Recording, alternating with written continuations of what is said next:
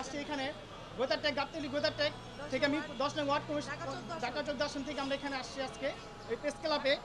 আমাদের দাবি অনেক আছে যে আমাদেরকে এই 10 নং ওয়ার্ড কমিশনাররা এবং তার দোসররা আমাদেরকে বিভিন্নভাবে মিথ্যা মামলা দিয়েছে এবং আমাদেরকে অনেক হয়রানি করতেছে এবং আমাদেরকে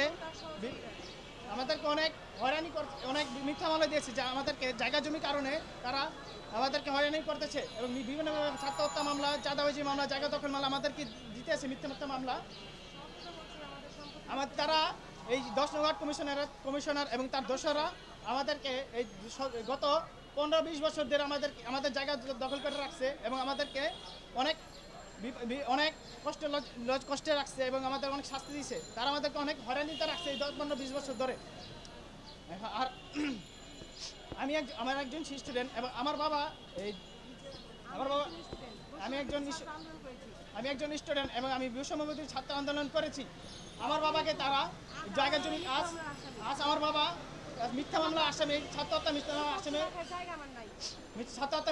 আসামি হয়েছে, সামিল হয়েছে। এই কষ্ট আমি কোথায় রাখবো? এই কাকে বলবো এই কষ্ট? আমি নিজে ছাত্র আন্দোলন করেছি শুরু থেকে শেষ পর্যন্ত। আজকে আমার বাবা কেন জেলখানায়? কি অপরাধে জেলখানায়? কি প্রমাণে আমার বাবা জেলখানায়? আমরা রাজনীতির সাথে জড়িত নই। আমার বাবা কোনোদিন রাজনীতি করে নাই। আমরা এই ঢাকা 14 আসনের এই সাবেক কমিশনার আবু তাহের, আবু জামাল এবং আবু রায়হান এবং তার দোসররা নান্টু, মিন্টু, সিদ্দিক, এই মুসাই, তারা আমাদের এখনো তারা বিরাজমান রয়েছে, তারা ওপেনে এখনো ঘুরতেছে। তারা আমাদের প্রকাশ্য দূষণ এবং তারা আমাদের অনেক হয়রানি করতেছে। তারা মিথ্যা মামলা দিয়ে আমাদেরকে এই অনেক হয়রানির ভিতরে রাখছে এবং আমাদেরকে জায়গা জমি, আমাদের সয় সম্পত্তি কারণে তারা আমাদের আমাদেরকে জায়গা দখলের মামলা দিয়েছে, চাঁদাবাজি মামলা দিতেছে আমাদেরকে। 17 বছর ধরে তারা আমাদেরকে এইরকম জায়গা দল করে আমাদেরকে তারা ভোগ করতেছে। যখন আমরা আমাদের জায়গা পাওয়ার আসে আমরা অনেক মানববন্ধন করেছি এবং অনেক জায়গায় কাগজ কলম আমাদের সব ঠিক আছে, তারপরে তারা আমাদেরকে এই তারা ক্ষমতার লোভে এবং ক্ষমতার জোরে এবং টাকার জোরে আমাদেরকে মিথ্যা মামলা দিয়েছে। আমার বাবা, আমি নিজে ছাত্র আন্দোলন করেছি শুরু থেকে শেষ পর্যন্ত। আমার বাবা আমাকে সমর্থন দিয়েছিলেন এবং আমাকে অনেক অনুপ্রেরণা দিয়েছিলেন। আমার বাবা আমাকে একটা প্রশ্ন বলেছিলেন যে তুমি ছাত্র আন্দোলন করতেছো, তুমি ছাত্র আন্দোলন যাইতেছো, যে তুমি হয়তো লাশ হয়ে ফিরে আসবা, যাতে বিজয় নিয়ে আসবা।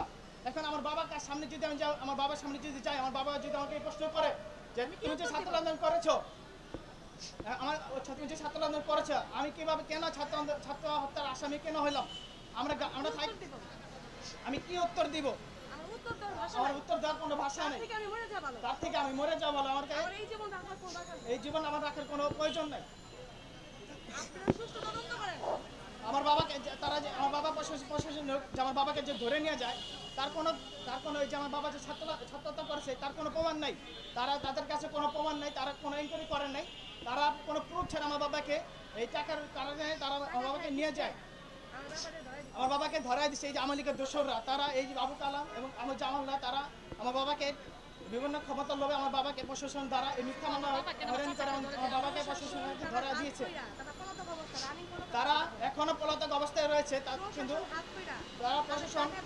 তারা প্রশাসনকে টাকা লোভ দেখিয়ে হাত করিয়ে তারা এখনো পলাতক হয়ে রয়েছে। তারা এবং আমার বাবাকে মিথ্যা হয়রানি মামলা দিয়ে তারা ধরে দিয়েছেন এবং তাদের কিছু লোক এখন এলাকার ভিতরে তারা বিরাজমান, তারা এখনো ওপেনে তারা এলাকার ভিতরে ঘুরতেছে এবং তারা এখনো এলাকার ভিতরে তারা কিশোর গ্যাং একটা গ্রুপ বানিয়েছে। তারা এই কিশোর গ্যাং দ্বারা আমাদেরকে অনেক হয়রানি করতেছে এবং আমাদেরকে বিভিন্নভাবে এই হুমকি দামকি দিতেছে।